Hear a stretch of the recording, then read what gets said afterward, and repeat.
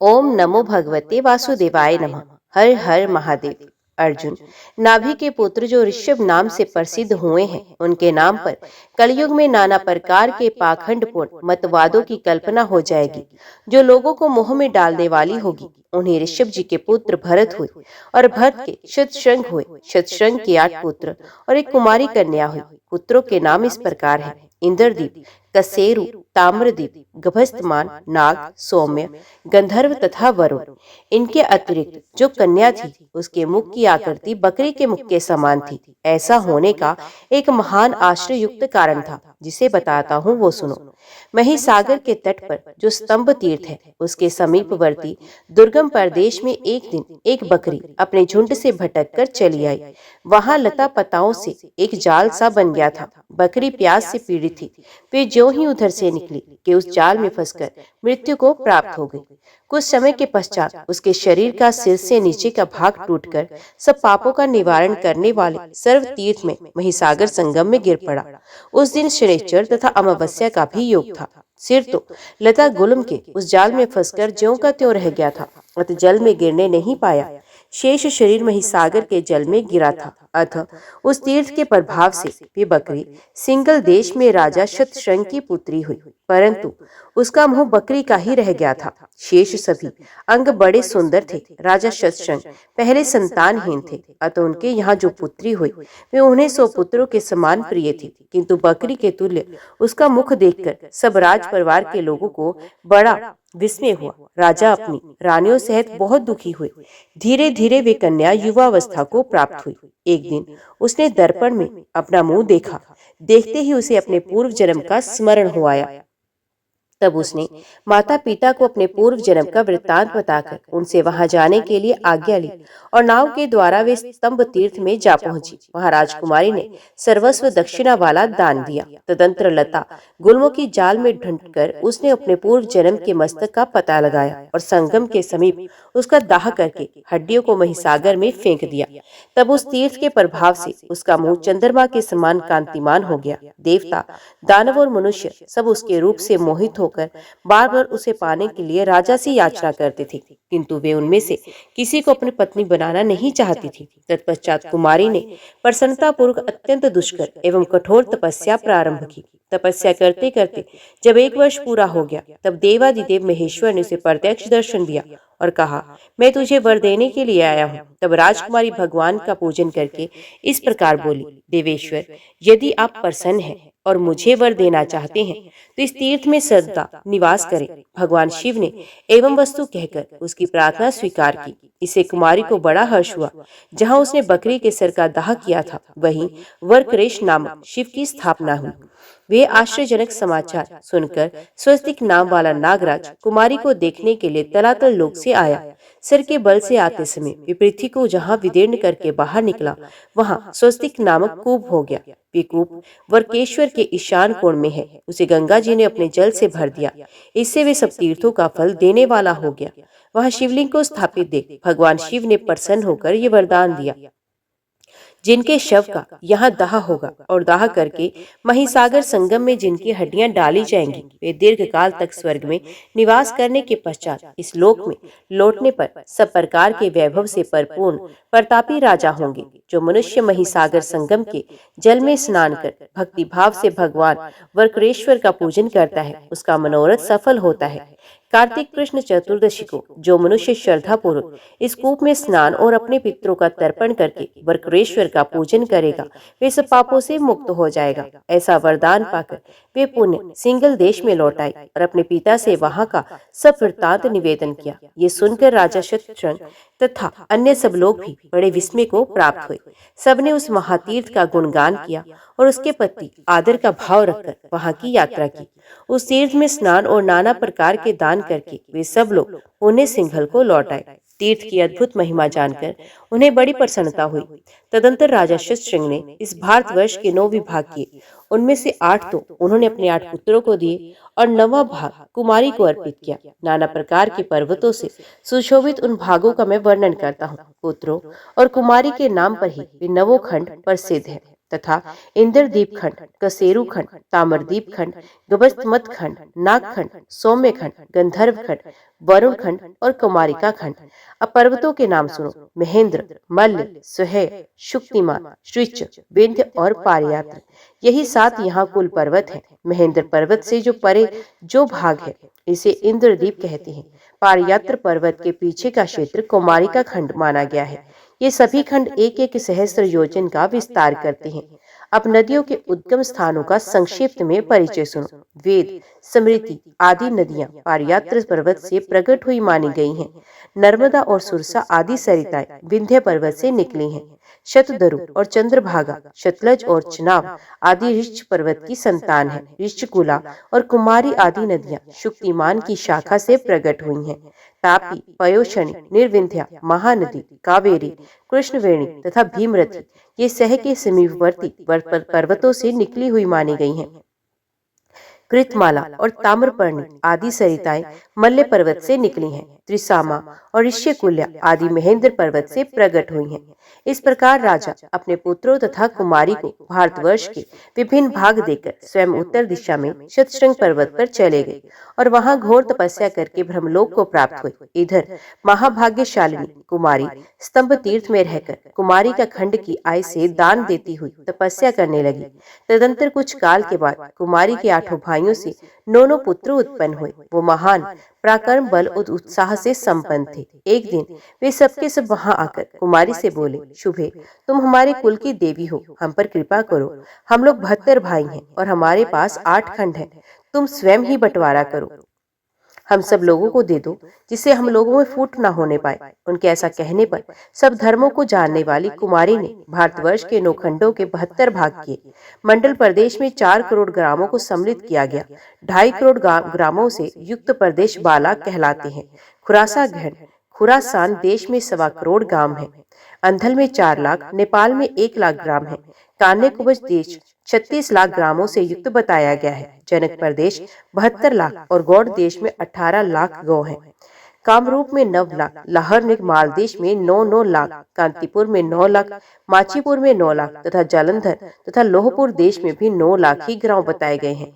पाम्बीपुर में 7 लाख, ग्रटराज में 7 लाख, हरियाल में 5 लाख, इट देश में 3.5 लाख, शंभन वाहक में 3.5 लाख, नीलपुर में 21,000, अमल देश में 1 लाख, नरेंदु देश में 1.25 लाख, तेलंग देश में भी 1.25 लाख, मालव में 18 लाख 92,000, भयंबर स्वयंबर देश में 1.25 लाख, मेवाड़ देश में 1.25 लाख, बागुरी देश में 80,000, गुर्जर देश में 70,000, पांडु देश में 70,000, तेजाकुती में 42,000, कश्मीर मंडल में 68,000, कोंकण देश में 36,000, लघु कोंकण देश में 1440 गांव, सौराष्ट्र में 55,000 गांव तथा ताड़ देश में 21,000 गांव बताए गए हैं। अति सिंधु में 10,000, अश्वमुख में भी 10,000, सजानुभूति देश में 10,000, वेणु देश में 10,000, कलहज देश में 10,000, द्रविड़ देश में 10,000, भद्राशव देश देवभद्राशव में भी 10,000 गांव बताए गए हैं। चिरयायुष और यमकोटी देश में 36,000 गांव हैं। रोमक देश में 18 करोड़ गांव बताए गए हैं। कामरू, कर्नाटक तथा जांगल इन 3 देशों में 1.25 लाख गांव हैं। स्त्री राज्य में 5 लाख तथा पुरसित देश में 10 लाख गांव हैं। काम्बोज और कौशल में 10-10 लाख, बाहलिक में 4 लाख, लंका में 36,000, वर्धमान में 64,000, सिंगलदीप में 10,000, पांडे देश में 36,000, भयानक देश में 1 लाख, मगध देश में 66,000, पंगु देश में 60,000, वृंदक देश में 30,000, मूल स्थान में 25,000, यवन देश में 40,000 तथा पक्षबाहु देश में 4,000 गांव हैं। इस प्रकार 72 देशों और उनके ग्रामों की संख्या का वर्णन किया गया है। भारतवर्ष के कुल ग्रामों की संख्या 96 करोड़ 72 लाख 36,000 है।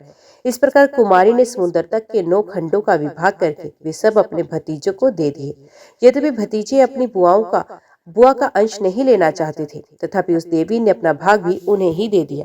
इसलिए इन सब देशों में कुमारी खंड ही चतुर्वर्ग का साधक होने के कारण सबसे श्रेष्ठ बताया गया है। उसमें भी महिसागर संगम ही गुप्त क्षेत्र है, जिसे कुमारी जानती थी। अतः उस गुप्त क्षेत्र में भगवान कुमारेश्वर का पूजन करती हुई वे महान व्रत का पालन करने लगी। कुमारी वहां के 6 खंडों तथा संगम में स्नान करती हुई उस तीर्थ में वास करने लगी। तदंतर बहुत समय बीत जाने पर जो स्वामी कार्तिकेय जी का बनवाया हुआ मंदिर पुराना हो गया तो उसके स्थान में उसने नूतन स्वर्ण में प्रसाद निर्माण करवाया। उसकी भक्ति से महादेव जी बहुत संतुष्ट हुए और उन्होंने कुमारेश्वर लिंग से प्रकट होकर उसे प्रत्यक्ष दर्शन देते हुए कहा, भद्रे, मैं तुम्हारी भक्ति और ज्ञान से बहुत प्रसन्न हूँ। तुमने इस जीर्ण मंदिर का पुण्य उद्धार किया है, इसलिए अब मैं तुम्हारे नाम से विख्यात होऊंगा। मंदिर बनाने वाला तथा उसका जीर्णोद्धार करने वाला दोनों समान फल के भागी माने गए हैं। इसलिए आज से लोग मुझे कुमारेश्वर और कुमारीश्वर दोनों नामों से पुकारेंगे। वक्रेश्वर, मैं जो वरदान में तुम्हें दे गए थे वे सदैव संघटित होने वाले हैं। अब तुम्हारा अंतकाल समीप आ गया है। जिस स्त्री ने अपने जीवन में पति का वरण नहीं किया, अर्थात जो अविवाहिता रह गई है, उसे स्वर्ग अथवा मोक्ष की प्राप्ति नहीं होती। इसलिए इस तीर्थ में सिद्धि को प्राप्त हुए महाकाल को तुम पति रूप में अंगीकार करो। भगवान शंकर के ऐसा कहने पर कुमारी ने महाकाल को पति के रूप में स्वीकार किया और महाकाल के साथ ही वे रुद्रलोक में चले गए। वहां पार्वती जी ने उसे हृदय से लगाया और हर्ष में भरकर कहा, शुभे, तुमने पृथ्वी को चित्र लिखित सा कर दिया, इसलिए चित्रलेखा नाम से प्रसिद्ध मेरी सखी होकर होगी। तब से वे चित्रलेखा नाम वाली सखी होकर पार्वती जी के साथ रहने लगी। उसी ने उषा को चित्र द्वारा अनिरुद्ध का परिचय दिया था। वे योगिनियों में सर्वश्रेष्ठ तथा महाकाल की प्राणवल्लभा हुई। इस प्रकार राजकुमारी ने कुमारीश्वर लिंग तथा वक्रेश्वर लिंग की स्थापित किया। अर्जुन, यहाँ मरे हुए मनुष्यों का दाह करना और उनके हड्डियों का संगम में जल में डालना प्रयाग से भी अधिक उत्तम बताया गया है। नारद जी कहते हैं, पूर्व काल की बात है, काशीपुरी में माणिक नाम से प्रसिद्ध एक महायशस्वी ब्राह्मण हो गए हैं। वे जप करने वालों में सर्वश्रेष्ठ थे। महाभाग माणिक रुद्र के मंत्रों का जप किया करते थे। उनके कोई पुत्र नहीं था। अतपुत्र के लिए रुद्र मंत्रों का जप करते करते उनके 100 वर्ष पूरे हो गए। इससे भगवान शंकर बहुत प्रसन्न हुए और बोले, मांटे, तुम्हें एक बुद्धिमान पुत्र उत्पन्न होगा जिसका प्रभाव और पराक्रम मेरे ही समान होगा। वे तुम्हारे संपूर्ण कुल का उद्धार करेगा। भगवान शंकर का ये वरदान सुनकर मांट को बड़ा हर्ष हुआ। कुछ काल के अनंतर महात्मा मांटे की पत्नी ने गर्भ धारण किया। उन्हें गर्भ धारण किए 4 वर्ष बीत गए, परंतु गर्भ का बालक माता का उदर छोड़कर बाहर नहीं निकल रहा था।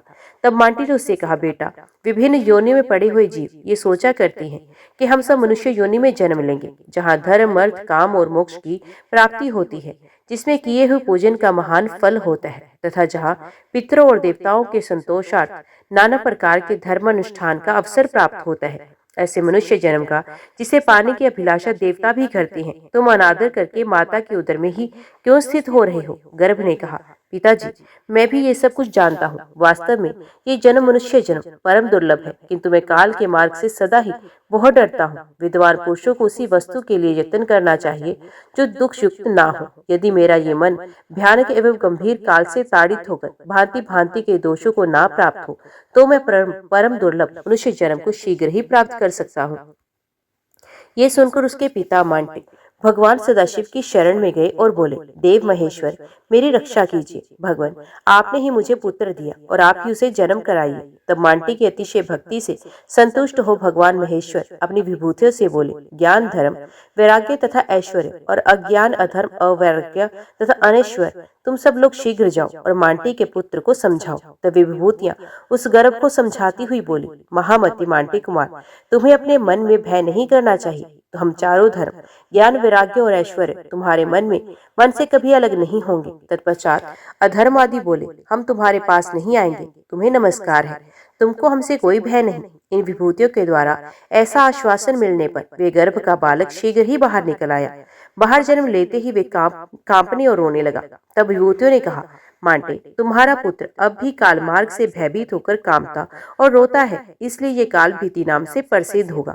इस प्रकार वरदान देकर वे विभूतियां महादेव जी के समीप चलेगी और वे बालक शुक्ल पक्ष के चंद्रमा के समान प्रतिदिन बढ़ने लगा।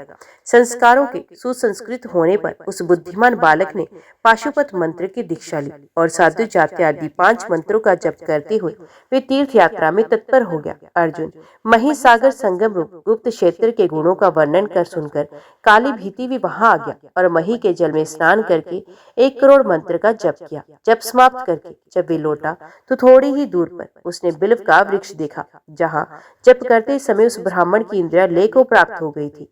वे क्षण भर में केवल परमानंद स्वरूप हो गया। उसके उस ब्रह्मानंद की तुलना स्वर्ग आदि के सुखों से कदापि नहीं हो सकती।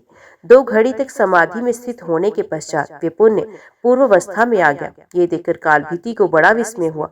वे मन ही मन कहने लगा कि ये महान आनंद मुझे न काशी में मिला, न नैमिषारण्य में, न प्रभास, न केदार क्षेत्र में प्राप्त हुआ, न अमरकंटक में। इस समय मेरी संपूर्ण इंद्रियां गंगा जी की भांति निर्विकार और स्वस्थ हैं तथा मेरा चित्त एक परम गोपनीय धर्म का आश्रय लेता है। अहो, इस तीर्थ का प्रभाव तो यहाँ स्पष्ट रूप से प्रकट है। कहते हैं, जो स्थान सब प्रकार के दोषों से रहित, पवित्र और संपूर्ण उपद्रवों से शून्य हो, वहाँ निवास करने वाले पुरुष की बुद्धि धर्म के कार्य में सहस्र गुनी हो जाती है। इसलिए इस तीर्थ के प्रभाव से मैं मन ही मन अनुभव करता हूँ कि यह स्थान काशी आदि प्रधान तीर्थों से भी श्रेष्ठ है।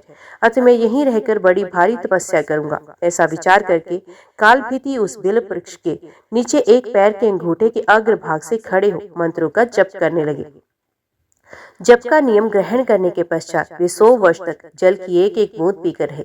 100 वर्ष पूरे होने पर उनके सामने एक मनुष्य जल से भरा घड़ा लेकर आया। उसने कालभीति को प्रणाम करके बड़े हर्ष से कहा, महामते, आज आपका नियम पूरा हो गया, ये जल ग्रहण कीजिए। कालभीति बोले, आप किस वर्ण के हैं तथा आपका आचार व्यवहार कैसा है, ये सब यथा रूप से बताए। आपके जन्म और आचार जान लेने पर मैं ये जल ग्रहण करूंगा, अन्यथा नहीं।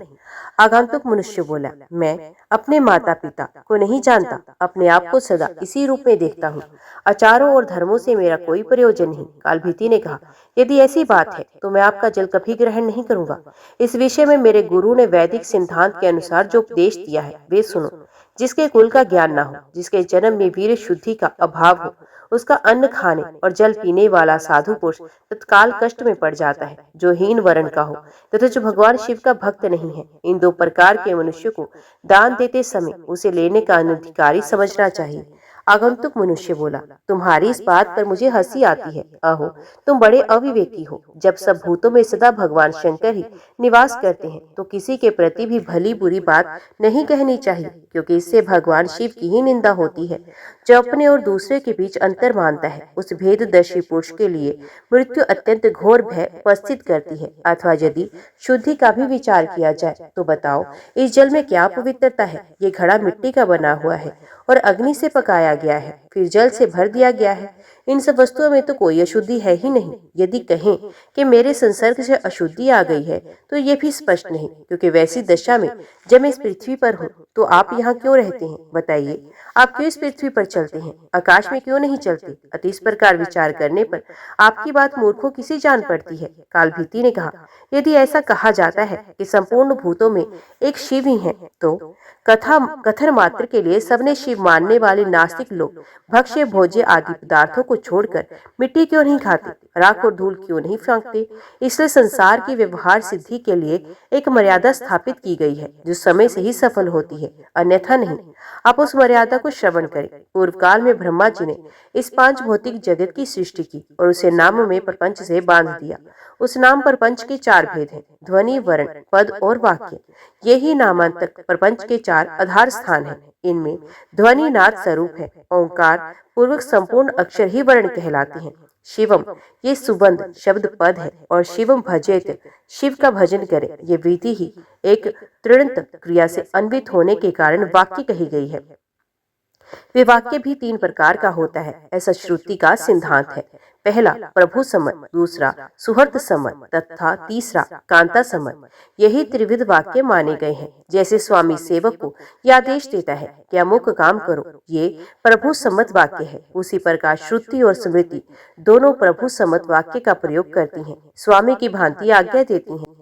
इतिहास और पुराण आदि सुहृद सम्मत कहे जाते हैं। ये सुहृदों की भांति समझाकर मनुष्य को यथार्थ मार्ग में लगाते हैं तथा काव्य के जो सरस एवं व्यंग्यपूर्ण आलाप आदि हैं, उन्हें कांता सम्मत कहते हैं। प्रभु वाक्य बाहर और भीतर से पवित्र करने वाला माना गया है तथा सुहृद वाक्य भी परम पवित्र है। स्वर्ग आदि उत्तम लोकों की प्राप्ति की इच्छा से उसका पालन करना चाहिए। श्रुति कहती है कि भूलोक के संपूर्ण मनुष्यों को प्रभु सम्मत तथा सुहृद सम्मत वाक्य का पालन करना करना चाहिए। आप यदि नास्तिकवाद का सहारा लेकर सर्वत्र व्यवहारिक समानता की बात करते हैं, तो इसके अनुसार क्या वेद, शास्त्र और पुराण व्यर्थ ही हैं? क्या पूर्व काल में सप्तऋषि आदि जो ब्राह्मण और क्षत्रिय हो गए हैं, वे सब मूर्ख ही हैं? केवल आप ही चतुर हैं, जो वेद, वेदांग और वेदांत का अनुसरण करने वाले एवं सत्व गुण में स्थित हैं। वे ऊपर के लोकों में गमन करते हैं। रजोगुणी मनुष्य मध्यवर्ती भूलोक में निवास करते हैं और तमोगुणी जीव नीचे के लोकों अथवा नरकों में निवास करते हैं। सात्विक आहार तथा सात्विक आचार विचार से मनुष्य स्वर्गगामी होता है। हम आपकी बातों में दोष ढूंढते हैं, ऐसी बात भी नहीं। हम ये नहीं कहना चाहते कि संपूर्ण भूतों में भगवान शिव नहीं है। भगवान तो संपूर्ण भूतों में है ही, किंतु इस विषय में मैं उपमा दे रहा हूँ, उसे ध्यान देकर सुनिए। जैसे स्वर्ण के बने हुए बहुत से आभूषण होते हैं, उनमें से कोई तो विशुद्ध स्वर्ण के होते हैं, कुछ खोटे भी होते हैं, और खरे खोटे भी आभूषणों से स्वर्ण तो है ही। इसी प्रकार ऊंच नीच, शुद्ध अशुद्ध सब में भगवान सदाशिव विराजमान है। जैसे खोटा स्वर्ण शोधित होने पर शुद्ध स्वर्ण के साथ एकता को प्राप्त होता है, उसी प्रकार इस शरीर को भी व्रत, तपस्या और सदाचार आदि के द्वारा शोधित करके शुद्ध बना लेने पर मनुष्य निश्चय ही स्वर्गलोक में जाता है। अतः बुद्धिमान पुरुष को उचित है कि वे हीन या अपवित्र वस्तु को किसी प्रकार भी ग्रहण ना करे। यदि वे अपने शरीर का शोधन कर ले तो शुद्ध होने पर निश्चय ही स्वर्गलोक को प्राप्त कर सकता है। जो पुरुष व्रत उपवास करके शुद्ध हो गया है, वे भी यदि सबसे प्रतिग्रह लेने लगे तो थोड़े ही दिनों में वश्य पतित हो जाता है। इसलिए मैं स्पष्ट कह देना चाहता हूँ, आपका ये जल मैं किसी तरह भी ग्रहण नहीं करूंगा। ये कार्य भला हो या बुरा, मेरे लिए वेद ही परम प्रमाण है। कालभीति के ऐसा कहने पर अंगुत्तुक मनुष्य हंसने लगा। उसने दाहिने अंगूठे से भूमि को खुरेदते हुए एक बहुत बड़ा एवं उत्तम गड्ढा तैयार कर दिया। फिर उसी में वे सारा जल ढुलका दिया। उससे वे गड्ढा भर गया। फिर भी जल शेष रह गया। तब उसने पैर से खरोद कर एक तालाब बना दिया और शेष बचे हुए जल से उसको भर दिया। वे परम अद्भुत कार्य देखकर भी ब्राह्मण देवता को कोई आश्चर्य नहीं हुआ, क्योंकि भूत प्रेत आदि की उपासना करने वाले लोगों में अनेक प्रकार की विचित्र बातें होती हैं। इस विचित्रता के चक्कर में आकर अपने सनातन वैदिक मार्ग का परित्याग कभी नहीं करना चाहिए। आंगुत्तुक मनुष्य बोला, ब्राह्मण देव, आप हैं तो बड़े भारी मूर्ख, परंतु बातें पंडितों जैसी करते हैं। क्या आपने पुराण वेत्ता विद्वानों के मुख से क्या हुआ ये श्लोक नहीं सुना? भर्त कुआं दूसरे का, घड़ा दूसरे का और रस्सी दूसरे की, एक पानी पिलाता है और एक पीता है, ये सब समान फल के भागी होते हैं। ऐसा ही मेरा भी जल है और तुम धर्म के ज्ञाता हो, फिर क्यों इसे नहीं पियोगे? नारद जी कहते हैं, अर्जुन, तदंतर काल भीति ने उक्त श्लोक के विषय में अनेक प्रकार के विचार किया, किंतु किस प्रकार सब लोग समान फल के भागी होते हैं इसका निश्चय ना कर सके। फिर घट आदि साधनों द्वारा जो समान फल भागी होने की बात कही गई थी, उस पर विशेष विचार किया और इस निश्चय पर पहुंचे कि यदि एक कार्य में अनेक सहायक हों तो सब समान फल के भागी होते हैं। जैसे एक नौका निर्माण कराने में यदि अनेक पुरुषों ने धन लगाया हो तो उन सबका उसमें समान भाग होता है। इस प्रकार कर्ता को प्राप्त होने वाला सब फल सहकार्यों में बंटकर समान हो जाता है। इस प्रकार पुण्य पुण्य विचार करके काल भीति ने उस मनुष्य से कहा, भद्र पुरुष, आपका ये कहना ठीक है, कूप और तालाब के जल ग्रहण करने में दोष नहीं, तथापि आपने तो अपने घड़े के जल से ही इस गड्ढे को भर दिया। ये बात प्रत्यक्ष देख करके भी मेरे जैसा मनुष्य कैसे इस जल को पी सकता है? अतः ये अच्छा हो या बुरा, मैं किसी प्रकार भी इसे नहीं पीऊंगा। काल भीति के इस प्रकार दृढ़ निश्चय कर लेने पर वे हंसकर क्षण भर में वहां से अंतर्ध्यान हो गया। इससे काल भीति को बड़ा विस्मय हुआ। ये बार बार सोचने लगा, ये क्या वृत्तांत है? इतने में ही इस बिल्व वृक्ष के नीचे पृथ्वी से सहसा एक परम सुंदर शिवलिंग प्रकट हो गया, जो संपूर्ण दिशाओं को प्रकाशित कर रहा था। इंद्र ने उसके ऊपर पारिजात के फूलों की वर्षा की और देवता तथा मुनि नाना प्रकार के स्तोत्रों द्वारा स्तुति करने लगे। तब काल भीति ने प्रणाम करके प्रसन्नता पूर्वक ये स्तुति प्रारंभ की। जो पाप के काल, संसार रूपी पंख के काल, काल के काल और काल मार्ग के भी काल है, जिनके कंठ में काला चिन्ह सुशोभित होता है, तथा जो संसार के काल रूप है, उन भगवान महाकाल की मैं शरण लेता हूँ। श्रुति आपको संपूर्ण विद्वाओं का ईश्वर बताकर स्तुति करती है। आप समस्त भूतों के ईश्वर तथा प्रपिता माँ है। ऐसी महिमा वाले आप महेश्वर को नमस्कार है। वेद जिसकी स्तुति करता है, उस तत्पुरुष नाम वाले आपको हम जानते हैं और आपका ही चिंतन करते हैं। देवेश्वर, आप हमें शरण दीजिए, आपको बारंबार नमस्कार है। अर्जुन, काल भीति की इस प्रकार स्तुति करने पर महादेव जी ने उस लिंग से निकलकर प्रत्यक्ष दर्शन दिया और अपने तेज से त्रिलोकी को प्रकाशित करते हुए कहा, ब्राह्मण, तुमने इस महातीर्थ में रहकर मेरी जो अतिशय आराधना की है उससे मैं बहुत संतुष्ट हूँ। वत्स, काल तुम्हारे ऊपर किसी प्रकार भी शासन नहीं कर सकता। मैं ही तुम्हारी धर्मनिष्ठा देखने के लिए मनुष्य रूप से यहाँ आया था। ये धर्म मार्ग धन्य है जिसका तुम्हारे जैसे धर्मज्ञों द्वारा पालन होता है। मैंने ये गड्ढा और तालाब सब तीर्थों के जल से ही भर दिया है। ये परम पवित्र जल है और तुम्हारे लिए मैंने इसका संग्रह किया है। तुमने जो मेरी स्तुति की है उसमें वैदिक मंत्रों का रहस्य भरा हुआ है। तुम मुझसे कोई मनवांछित वर मांगो, तुम्हारे लिए कुछ भी अदेय नहीं है। काल भीति ने कहा, भगवान शंकर, यदि आप मुझ पर संतुष्ट हैं तो मैं धन्य हूँ। मुझ पर आपका महान अनुग्रह है। आपके संतोष से ही सब धर्म सफल होते हैं, अन्यथा वे केवल श्रम देने वाले ही माने गए हैं। प्रभु, यदि आप संतुष्ट हैं तो सदा यहाँ निवास करें। आपके शुभ लिंग पर जो भी दान पूजन आदि किया जाए वे सब अक्षय हो। देव, 5000 मंत्र जपने से जो फल मिलता है वही फल मनुष्यों के शिवलिंग के दर्शन करने से प्राप्त हो जाए। महेश्वर, आपने काल मार्ग से मुझे छुटकारा दिलाया, इसलिए ये शिवलिंग महाकाल के नाम से प्रसिद्ध हो। जो मनुष्य इस कूप में स्नान करके पितरों का तर्पण करे उसे सब तीर्थों का फल प्राप्त हो, उसके पितरों को अक्षय गति की प्राप्ति हो। काल भीति की ये बात सुनकर भगवान शंकर प्रसन्न हो गए और बोले, जहाँ स्वयंभू लिंग हो वहाँ मैं नित्य निवास करता हूँ। स्वयंभू लिंग, रित्तनमय लिंग, धातुज लिंग, परसर निर्मित लिंग तथा चंदन आदि लेप चरित लिंग, इनमें क्रमश अंतिम लिंग की अपेक्षा पूर्व वाले लिंग 10 गुना अधिक फल देने वाले हैं।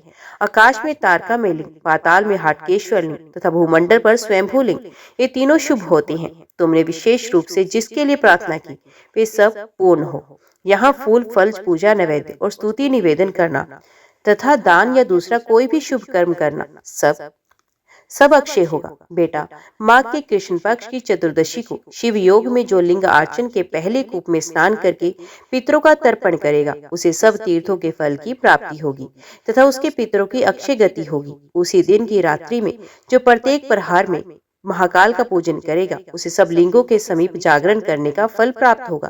द्विजोत्तम, जो पुरुष सदा जितेंद्रिय रहकर शिवलिंग में मेरी पूजा करेगा, भोग और मोक्ष उससे कभी दूर नहीं होंगे। जो चतुर्दशी, अष्टमी, सोमवार तथा पर्व के दिन सरोवर में स्नान करके इस शिवलिंग की पूजा करेगा वे शिव को ही प्राप्त होगा। यहाँ किया हुआ जप, तप और रुद्र जप सब अक्षय होगा। तुम नंदी के साथ मेरे दूसरे द्वारपाल बनोगे। वत्स, काल मार्ग पर विजय पाने से तुम चिरकाल तक महाकाल के नाम से प्रसिद्ध होगे। यहाँ शीघ्र ही राजऋषि करंथम आने वाले हैं, उन्हें धर्म का उपदेश करके तुम मेरे लोक में चले आओ। यूं कहकर भगवान रुद्र उस लिंग में ही लीन हो गए और महाकाल भी प्रसन्न होकर वहां बड़ी भारी तपस्या करने लगे। नारद जी कहते हैं, अर्जुन, तदंतर महाकाल का चरित्र सुनकर राजा करदम वहां आए। उन्होंने महिसागर संगम के जल में स्नान तथा महाकाल का दर्शन करके अपने जीवन को सफल माना। 50,000 मंत्रों का जप करने से जो फल प्राप्त होता है वही जिनके दर्शन मात्र से मिल जाता है।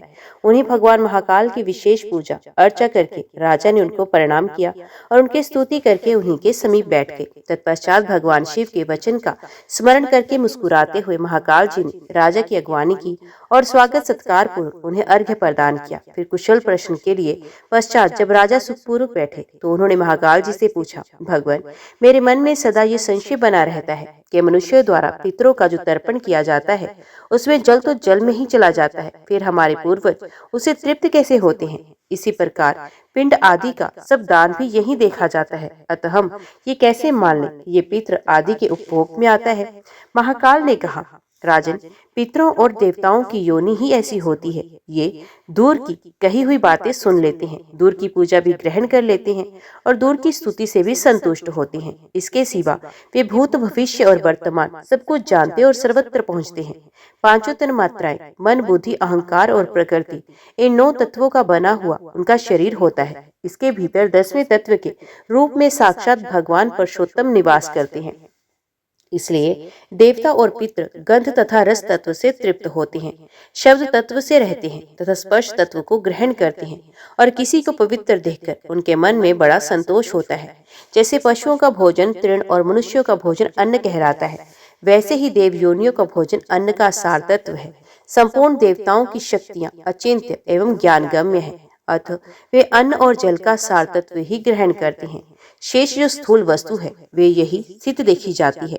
करधम्ब ने पूछा, श्राद्ध का अन्न तो पितरों को दिया जाता है, परंतु वे अपने कर्म के अधीन होते हैं। यदि वे स्वर्ग अथवा नरक में हो तो श्राद्ध का उपभोग कैसे कर सकते हैं, और वैसी दशा में वे वरदान देने में भी कैसे समर्थ हो सकते हैं। महाकाल ने कहा, नरश्रेष्ठ, ये सत्य है कि पितर अपने अपने कर्मों के अधीन होते हैं, परंतु देवता, असुर और यक्ष आदि के 3 अमूर्त तथा चारों वर्णों के 4 मूर्त, ये 7 प्रकार के पितर माने गए हैं। ये पितर नित्य हैं, ये कर्मों के अधीन नहीं है, वे सबको सब कुछ देने में समर्थ हैं। वे सातों पितर भी सब वरदान आदि देते हैं। उनके अधीन अत्यंत प्रबल 31 गण होते हैं। राजन, इस लोक में किया हुआ श्राद्ध उन्हीं मानव पितरों को तृप्त करता है। वे तृप्त होकर श्रद्धा करता को पूर्वजों को जहाँ कहीं भी उनकी स्थिति हो जाकर तृप्त करते हैं। इस प्रकार अपने पितरों के पास श्राद्ध में दी हुई वस्तु पहुंच जाती है, और वे श्राद्ध ग्रहण करने वाले नित्य पितर ही श्राद्धकर्ताओं को श्रेष्ठ वरदान देते हैं। राजा ने पूछा, विप्रवर, जैसे भूत आदि को उन्हीं के नाम से कहकर कोई वस्तु दी जाती है, उसी प्रकार देवता आदि को संक्षेप से क्यों नहीं दिया जाता? मंत्र आदि के प्रयोग द्वारा विस्तार क्यों किया जाता है? महाकाल ने कहा, राजन, सदा सबके लिए उचित प्रतिष्ठा करनी चाहिए। उचित प्रतिष्ठा के बिना दी हुई वस्तु वे देवता आदि ग्रहण नहीं करते। घर के दरवाजे पर बैठा हुआ कुत्ता जिस प्रकार ग्रास ग्रहण करता है, क्या कोई श्रेष्ठ पुरुष भी उसी प्रकार ग्रहण करता है? इसी प्रकार भूत आदि की भांति देवता कभी अपना भाग ग्रहण नहीं करते। वे पवित्र भोगों का सेवन करने वाले तथा निर्मल है। अतः श्रद्धालु पुरुष के द्वारा बिना मंत्र के दिया हुआ जो कोई हव्य भाग होता है, उसे वे स्वीकार नहीं करते। यहाँ मंत्रों के विषय में श्रुति भी इस प्रकार कहती है, सब मंत्र ही देवता है। विद्वान पुरुष जो कार्य मंत्र के साथ करता है, उसे वे देवताओं के द्वारा ही संपन्न करता है। मंत्र उच्चारण पूर्वक जो कुछ देता है, वे देवताओं द्वारा ही दिया है। मंत्र पूर्वक जो कुछ ग्रहण करता है, वे देवताओं द्वारा ही ग्रहण करता है। इसलिए मंत्र उच्चारण किए बिना मिला हुआ प्रतिग्रह न स्वीकार करे। बिना मंत्र के जो किया जाए वे प्रतिष्ठित नहीं होता। इस कारण पौराणिक और वैदिक मंत्रों द्वारा ही सदा दान करना चाहिए। राजा ने पूछा, कुश, तिल, अक्षत और जल, इन सबको हाथ में लेकर क्यों दान दिया जाता है? मैं इसका कारण जानना चाहता हूँ। महाकाल ने कहा, राजन, प्राचीन काल में मनुष्य में बहुत से दान किए और उन सबको असुरों ने बलपूर्वक भीतर प्रवेश करके ग्रहण किया। तब देवताओं और पितरों ने ब्रह्मा जी से कहा, स्वामिन, हमारे देखते देखते दैत्य लोग सब दान ग्रहण कर लेते हैं, अतः आप उनसे हमारी रक्षा करें, नहीं तो हम नष्ट हो जाएंगे। तब ब्रह्मा जी ने सोच विचार कर दान की रक्षा के लिए एक उपाय निकाला। पितरों को तिल के साथ दान दिया जाए, देवताओं को अक्षत के साथ दिया जाए तथा जल और कुश का संबंध पर सर्वत्र रहे। ऐसा करने पर दैत्य उस दान को नहीं ग्रहण कर सकते। इन सबके बिना जो दान दिया जाता है, उस पर दैत्य लोग बलपूर्वक अधिकार कर लेते हैं और देवता तथा पितृ दुखपूर्वक उच्छ्वास लेते हुए लौट जाते हैं। वैसे दान से दाता को कोई फल नहीं मिलता, इसलिए सभी युगों में सभी प्रकार तिल, अक्षत, कुश और जल के साथ दान दिया जाता है। राजा करधम बोले, ब्राह्मण, मैं चारों युगों की व्यवस्था का यथार्थ रूप से जानना चाहता हूँ। महाकाल ने कहा, राजन, कृत युग को तुम आदि युग समझो, उसके बाद त्रेता युग की स्थिति मानी गई है, फिर द्वापर और कल युग है। यही संक्षेप से चारों युगों का परिचय है। कृत युग सत्वगुण प्रधान है, त्रेता रजोगुण है, द्वापर में रजोगुण और तमोगुण दोनों की प्रधानता है, तथा कलयुग को साक्षात तमोगुण का स्वरूप जानना चाहिए।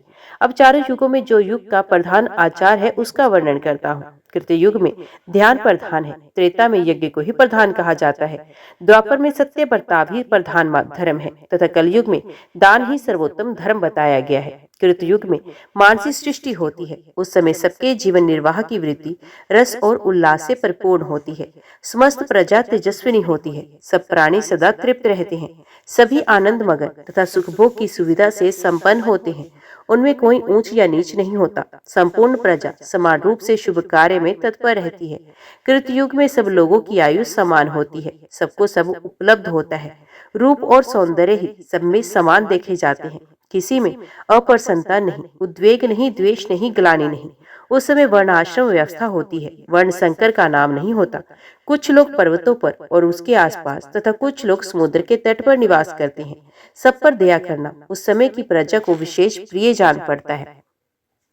सब मनुष्य एकमत होकर सदा भगवान सदाशिव का ध्यान करते हैं। कृतयुग का चतुर्थ चर आने पर उनकी वे रस उल्लास वृत्ति नष्ट हो गई।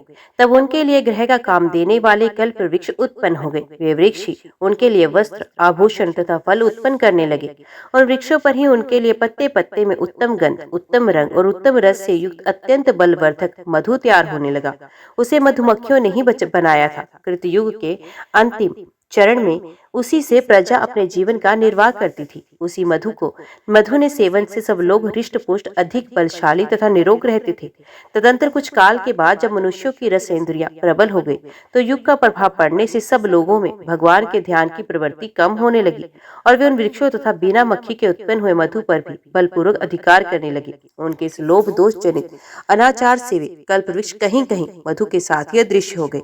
उस समय उन वृक्षों की संपत्ति जब बहुत थोड़ी रह गई, तो प्रजाजनों में द्वंद्व प्रकट हो गए। वे सर्दी, गर्मी तथा मानसिक क्लेशों से बहुत दुखी हुए।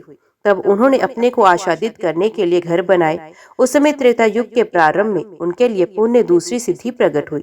वर्षा होने से जल और पृथ्वी का संयोग हुआ और उससे बिना जोते हुए गांव में होने वाले तथा अरण्य जंगलों में होने वाले 14 प्रकार के अन्न उत्पन्न हुए। तदंतर ऋतुओं के अनुकूल फूल और फल से भरे हुए वृक्षों और लताओं का प्रादुर्भाव हुआ। इस तरह अनेक प्रकार के धान्य, पुष्प और फलों से प्रजा का जीवन निर्वाह होने लगा। तत्पश्चात काल के प्रभाव से पुण्य उनमें राग और लोभ का संचार हुआ। फिर तो सब लोग अपनी अपनी शक्ति के अनुसार हठपूर्वक बड़ी शीघ्रता के साथ नदियों, पर्वतों, क्षेत्रों, वृक्षों और लताओं और धान्यों को भी अपने अधिकार में करने लगे। इस धर्म विपरीत आचरण से 14 प्रकार के धान्य नष्ट हो गए। अभी सभी औषधियां धरती में प्रवेश कर गई। इससे प्रजा को बड़ी पीड़ा होने लगी। ये देख वेन कुमार राजा पृथु ने सब प्राणियों के हित के लिए पृथ्वी का दोहन किया। तब से सब प्रजा वार्त नामक पृथ्वी के द्वारा हल और फाल से जोत बोकर उत्पन्न किए हुए अन्न से जीवन निर्वाह करने लगी। उस समय क्षत्रिय लोग समस्त प्रजा का पालन करते थे। वर्णाश्रम धर्म की प्रतिष्ठा थी। त्रेता में सब और यज्ञ ही चर्चा होने लगी। अज्ञानी मनुष्य भगवान सदाशिव के ध्यान में मोक्ष मार्ग को छोड़कर रागुच वेदों की यज्ञ संबंधिनी पुष्पित वाणी का आश्रय ले यज्ञ द्वारा स्वर्ग प्राप्ति के साधन में संलग्न हो गए। तदंतर द्वापर आने पर मनुष्य में बुद्धि भेद उत्पन्न होता है। मन, वाणी और क्रिया द्वारा बड़ी कठिनाई से जीविका चलने लगती है। सब में लोभ और अधैर्य बढ़ जाता है। भगवान शंकर का आश्रय देने में सब में धर्म संकरता आ जाती है तथा वर्ण और आश्रम धर्म की मर्यादा टूटने लगती है। द्वापर में ऐसी अवस्था आने पर भगवान वेद व्यास प्रकट होते हैं और वे द्वापर के अंतिम भाग में एक ही वेद के 4 विभाग करते हैं। द्विजों के हित के लिए व्यास जी के द्वारा एक ही वेद 4 चरणों में प्रकट किया जाता है। इन्हीं वेदों के अर्थ का विस्तार होने से इतिहास और पुराणों के अनेक भेद हैं। ब्रह्म पुराण, पद्म पुराण, विष्णु पुराण, शिव पुराण, भागवत पुराण, नारदीय पुराण, 7वां मार्कंडेय पुराण, 8वां अग्नि पुराण, 9वां भविष्य पुराण, 10वां ब्रह्मवैवर्त पुराण, 11वां लिंग पुराण, 12वां वराह पुराण, 13वां सकंद पुराण, 14वां वामन पुराण, 15वां कूर्म पुराण, 16वां सत्स्य पुराण, तत्पश्चात गरुड़ पुराण और ब्रह्मांड पुराण, ये 18 पुराण है। अब इस 12 कल्प में होने वाले व्यासों के नाम सुनो। वृत्त, सत्य, भार्गव, अंगीरा, सविता, मृत्यु, शतक्रतु, बुद्धिमान, वशिष्ठ, सारस्वत, त्रिधामा, वेदज्ञ, मुनिवर, त्रिवर्त, शतेजा, स्वयं भगवान नारायण, कर्क, आरुणि, कृतंजय, भारद्वाज, कविश्रेष्ठ, गौतम, मुनिवर, वाश्रवा, सुषमायन, मुनि, तृणविंदु, त्रिश, शक्ति, प्राशर, जातुकर्ण, विष्णु रूप साक्षात देवपायन, मुनि तथा अश्वत्थामा, ये भूत और भविष्य व्यास सूचित व्यास किए गए हैं। द्वापर में लोक कल्याण के लिए धर्म शास्त्र के भी अनेक भेद होते हैं। मनु, अत्रि, विष्णु, हारित, याज्ञवल्क्य, उष्णा, अंगिरा, यम, अपस्तंभ, संवर्त, कात्यायन, बृहस्पति, प्राशर, व्यास, शंख, लिखित, दक्ष, गौतम, शततप तथा वशिष्ठ, ये धर्मशास्त्र के पूर्वोक्त ऋषि हैं। तत्पश्चात द्वापर की संध्या में और कलयुग के प्रारंभ काल में जब शैव युग नष्ट होने लगता है, तब योग से आनंदित होने वाले मुनि प्रकट होते हैं। श्वेत वराह कल्प के कलयुग में सर्वप्रथम भगवान रुद्र ही योगेश्वर रूप में प्रकट होते हैं। तदंतर सुतार, तारण, सुहोत्र, कंकण, लोकाशी, महामुनि जैगिष्व्य, भव्य, दधिवाहन, ऋषभ, मुनिवर धर्म, उग्र, अत्रि, बालक गौतम, वेद शिष्य गोकर्ण, शिखंडी गुहावासी, जटामाली, अट्ठास, तारु, लांगली, सैमी, शूली, डिंडी, मुंडीश्वर, सहिष्णु, सोम शर्मा, लकुलिश तथा काया, वरुण इत्यादि योगेश्वर कर्मश होने वाले हैं। ये कलयुग में संक्षेप से शैव धर्म का उपदेश करेंगे। राजन, इस प्रकार कलयुग में शास्त्रों का संक्षेप बताया जाता है। अब कलयुग की प्रवृत्ति सुनो, जो हर्ष और उद्वेग में डालने वाली है। कलयुग में तमोगुण से व्याकुल इंद्रियों वाले मनुष्य माया, असूया तथा तपस्वी महात्माओं की हत्या भी करते हैं। कली में मन और इंद्रियों को साथ मत डालने वाला राग प्रकट होता है। सदा भूख मरी का भय सताता रहता है। भयंकर अनावृष्टि का भय भी प्राप्त होता है। सब देशों में नाना प्रकार के उलटफेर होते हैं। सदा धर्म सेवन करने के कारण मनुष्यों के लिए वेद का प्रमाण मान्य नहीं रह जाता। प्राय लोग अधार्मिक, अनाचारी, अत्यंत क्रोधी और तेजहीन होते हैं। लोभ के वशीभूत होकर झूठ बोलते हैं। उनमें अधिकांश नारियों का सा स्वभाव आ जाता है। उनकी संतान दुष्ट होती है। ब्राह्मणों के दूषित यज्ञ याग, दोष युक्त स्वाध्याय, दूषित आचरण तथा असत शास्त्रों के सेवन रूप कर्म दोष से समस्त प्रजा का विनाश होता है। क्षत्रिय और ब्राह्मण नाश को प्राप्त होते हैं और वैश्य तथा शूद्रों की वृद्धि होती है। शूद्र लोग ब्राह्मणों के साथ एक आसन पर सोते, बैठते और भोजन करते हैं। शूद्र ब्राह्मणों के आचार को अपनाते हैं और ब्राह्मण शूद्रों के समान आचरण करते हैं। चोर राजाओं की वृत्ति में स्थित होते हैं और राजा लोग चोरों के समान बर्ताव करते हैं। पतिव्रता स्त्रियां कम होने लगती हैं और कुलटाओं की संख्या बढ़ती है। कलयुग में भूमि प्राय थोड़ा फल देने वाली होती है, कहीं कहीं वे अधिक उपजाऊ होती है। राजा लोग निडर होकर पाप करते हैं। वे रक्षक नहीं, प्रजा की संपत्ति हड़प लेने वाले होते हैं। कलयुग में प्राय क्षत्रिय पर जाति के लोग राज्य करते हैं। ब्राह्मण शूद्र की वृत्ति से जीविका चलाने वाले होंगे। शूद्र ब्राह्मणों से अभिवंदित होकर स्वयं वाद विवाद करने वाले होंगे। वे द्विजों को देखकर भी अपने आसन से उठकर खड़े नहीं होंगे। द्विजों को मुंह पर हाथ रखकर नीच से नीच शूद्र के भी कान में अत्यंत विनय पूर्वक कोई बात कहेंगे। द्विजों के सामने भी शूद्र ऊंची आसन पर बैठे रहेंगे। ये बात जानकर भी राजा उन्हें दंड नहीं देगा। देखो काल का कैसा प्रभाव है। अल्प विद्या और अल्प भाग्य वाले ब्राह्मण सुंदर सुंदर फूलों तथा अन्य प्रकार के अलंकारों से शूद्रों की अर्चना करेंगे। कलयुग के ब्राह्मण पाखंडियों के ना लेने योग्य दूषित दान को भी ग्रहण करते हैं और उसके कारण दुस्तर गौरव नरक में पड़ते हैं। करोड़ों द्विज कलिकाल में तप और यज्ञ का फल बेचने वाले तथा अन्यायी होते हैं। मनुष्यों के संतानों में पुत्र थोड़े, कन्याएं अधिक होती हैं। कलयुग में मनुष्य वेद वाक्यों तथा वेदार्थों की निंदा करते हैं। शूद्रों ने जिसे स्वयं रच लिया है वही शास्त्र एवं प्रमाण माना जाएगा। हिंसक जीव प्रबल होंगे, गोवंश का क्षय होगा। दान आदि कोई भी धर्म अपने शुद्ध रूप में नहीं पालित होगा। साधु पुरुषों का अनेक प्रकार से विनाश होगा। राजा लोग प्रजा के रक्षक नहीं होंगे। कलयुग का अंतिम भाग उपस्थित होने पर प्रत्येक जनपद के लोग अन्न का व्यापार करेंगे। ब्राह्मण वेद बेचने वाले होंगे। स्त्रियां व्यभिचार से अर्थोपार्जन करेंगी। घरों में स्त्रियों की प्रधानता होगी। वे पवित्र कपड़े पहनने वाली तथा कर्कशा होंगी। बहुत अधिक भोजन में लिप्त होकर कृत्या भी भांति व्यतीत होंगी। कलयुग में प्राय सब लोग वाणिज्य वृत्ति करने वाले होंगे। इंद्र छिटपुट वर्षा करने वाले होंगे। मनुष्य दुराचार, सेवन आदि व्यर्थ के पाखंडों से घिरे होंगे और सब लोग एक दूसरे से याचना करेंगे। उस समय लोगों को पाप करने में तनिक भी शंका नहीं होगी। जब कलयुग के संहार का समय आएगा उस समय मनुष्य पराया धन हड़पने वाले, पर स्त्रियों का अस्तित्व नष्ट करने वाले तथा 15 वर्ष की आयु वाले होंगे। चोर के घर में भी चोरी करने वाले तथा लुटेरे के घर में भी लूट माट करने वाले। ज्ञान और कर्म दोनों का अभाव हो जाने से सब लोग उद्यम करना छोड़ देंगे। उस समय कीड़े, चूहे और सर्प मनुष्य को डसेंगे। वर्ण और आश्रम धर्म के विरोधी जो अन्य पखंड सुने जाते हैं वे सब उस समय प्रकट होंगे और उनकी वृद्धि होगी। कलयुग में स्त्री और पुत्र से दुख, शरीर का संहार, सदा रोगी रहना तथा पाप करने में आग्रह रखना आदि दोष क्रमश बढ़ते ही जाएंगे। राजन, यद्यपि कलयुग समस्त दोषों का भंडार है तथापि उसमें एक महान गुण भी है, उसे सुनो। कलिकाल में थोड़े ही समय साधन करने से मनुष्य सिद्धि को प्राप्त हो जाते हैं। सतयुग, त्रेता और द्वापर, इन 3 युगों में लोग ऐसा कहते हैं कि जो मनुष्य कलयुग में श्रद्धापरायण होकर वेदों, स्मृतियों और पुराणों में बताए हुए धर्म का अनुष्ठान करते हैं वे धन्य है। त्रेता में 1 वर्ष तक तथा द्वापर में 1 मास तक क्लेश सहन पर धर्मानुष्ठान करने वाले बुद्धिमान पुरुष को जो फल प्राप्त होता है वे कलयुग में 1 दिन के अनुष्ठान से मिल जाता है। राजन, कलयुग में भगवान विष्णु और शिव की नियम पूर्वक उपासना करने वाले जितने मनुष्य सिद्धि को प्राप्त होते हैं उतने अन्य युगों में 3 युगों तक उपासना करने से प्राप्त होते हैं। राजन, 28वें कलयुग में जो कुछ होने वाला है उसे सुनो। कलयुग के 3290 वर्ष व्यतीत होने पर उस भूमंडल में वीरों का अधिपति शूद्र का नाम वाला राजा होगा जो चर्चिता नगरी में आराधना करके सिद्धि प्राप्त करेगा। शूद्र पृथ्वी का भार उतारने वाला राजा होगा। तदंतर कलयुग के 1310वें वर्ष में नंदवंश का राज्य होगा। चाणक्य नाम वाला ब्राह्मण उन नंदवंशियों का संहार करेगा। शुक्ल तीर्थ में वे अपने समस्त पापों से छुटकारा पाने के लिए प्रायश्चित की अभिलाषा करेगा। इसके सिवा कलयुग के 3020 वर्ष निकल जाने पर पृथ्वी पर राजा विक्रमादित्य होंगे। वे नवदुर्गाओं की सिद्धि एवं कृपा से राज्य पाएंगे और दीनों का उद्धार करेंगे। तदंतर 3000 से 100 वर्ष और अधिक बीतने पर शक नामक राजा होगा। उसके बाद कलयुग के 600 वर्ष बीतने पर मगध प्रदेश में हेम सदन से अंजनी के गर्भ से भगवान विष्णु के अंश अवतार स्वयं भगवान बुद्ध प्रकट होंगे, जो धर्म का पालन करेंगे। महात्मा बुद्ध के अनेक उत्तम चरित्र स्मरणीय होंगे। अपने भक्तों के लिए अपनी यथोगाथा छोड़कर वे स्वर्ग लोक को चले जाएंगे। भक्तजन उन्हें सर्व पापहारी बुद्ध कहेंगे। तत्पश्चात कलयुग के 4400 वर्ष बीतने पर चंद्रवंश में महाराज परमिति का प्रादुर्भाव होगा। वे बहुत बड़ी सेना के अधिपति तथा अत्यंत बलवान होंगे। करोड़ों मलेच्छों का वध करके सब ओर से पाखंड का निवारण करते हुए केवल विशुद्ध वैदिक धर्म की स्थापना करेंगे। महाराज प्रमिति का देहवासान गंगा यमुना के मध्यवर्ती क्षेत्र प्रयाग में होगा।